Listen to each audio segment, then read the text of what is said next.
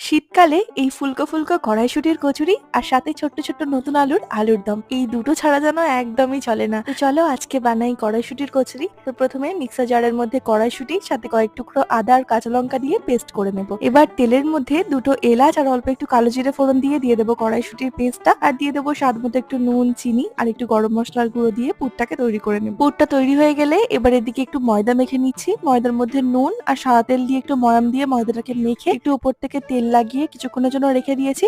তারপর এর থেকে ছোট ছোট করে লেচি কেটে তার মধ্যে কড়াইশুঁটির পুর দিয়ে মুখটাকে ভালো করে বন্ধ করে দেবো। এবার এই এক একটা লেচিকে একটু করে তেল দিয়ে বেলে নিচ্ছি। তারপর কড়াইতে তেল গরম করে কড়াইশুঁটির কচুরিগুলোকে ভেজে নিলেই ব্যাস তৈরি হয়ে যাবে কড়াইশুঁটির কচুরি।